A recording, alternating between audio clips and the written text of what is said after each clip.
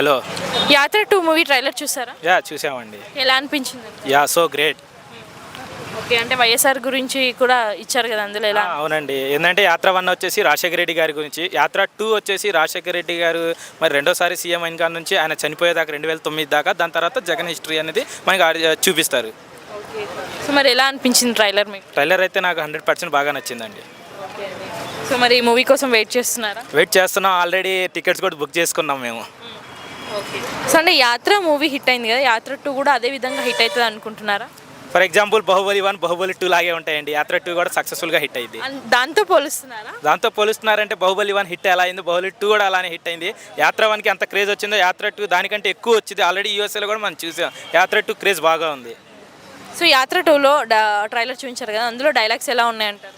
Dialogues అయితే బాగా నచ్చినాయి అండి. నాకైతే ఒక డైలాగ్ అయితే బాగా నచ్చింది. ఎందుకంటే మన ఆరోగ్యశ్రీ తీసుకుంటే అసలు రూపురేఖలు మారిపోయినాయి.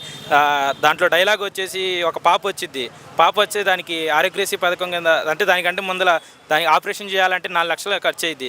అలా పిఎన్ అడిగితే చేయండి అంటే, సార్ మనం చేయలేము, స్టేట్ మొత్తం 4 లక్షలు పెట్టుకుంటే రాష్ట్ర బడ్జెట్ అనేది పడిపోయింది అంటే, ఒకసారి ఆ పాప మొహం చూసి నువ్వు చెప్పగలవా అంటే అప్పుడు ఆరోగ్యశ్రీ ఇంప్లిమెంట్ చేశారు. అప్పటి నుంచి ఇప్పుడు దాకా ప్రతి జీవితాల్లో ప్రతి కుటుంబంలో వెలుగులు చూసింది ఆరోగ్యశ్రీ.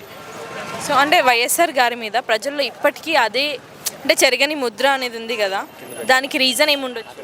ఒకటండి ఆరోగ్యశ్రీ, 2 ఫీజు రియంబర్స్మెంట్ అండి. చాలామంది ఒకప్పుడైతే ఇంజనీరింగ్ చేయాలంటే స్తోమత ఉండేది కాదు, సగం ఫీజు రియంబర్స్మెంట్ ఇచ్చి చాలామందిని ఇంజనీర్లు చేశారు. ఇంకోటి 108 అండి. ఈ 3 చెప్పదగ్గ విషయాలు. ఓకే, సో మరి నెక్స్ట్ సీఎం ఎవరు వస్తే బాగుంటుంది ఏపీకి? నెక్స్ట్ సీఎం అయితే జగన్మోహన్ రెడ్డి గారు వస్తే బాగుంటుంది అనుకుంటున్నామండి. ఎందుకంటే పేద ప్రజలు బాగుపడతారు, అందుకోసం జగన్మోహన్ రెడ్డి రావాలని కోరుకుంటున్నాను. జగన్ గారిలో మీకు నచ్చింది ఏంటి బాగా?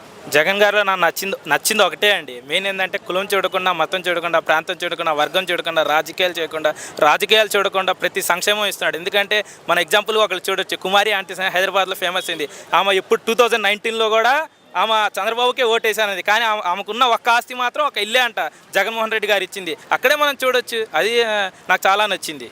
ఓకే, సో మళ్ళీ వస్తాడంటారా జగన్ గారు? కంపల్సరీ అయితే వస్తారండి, జగన్ గారు పక్కాగా వస్తారు. Thank you.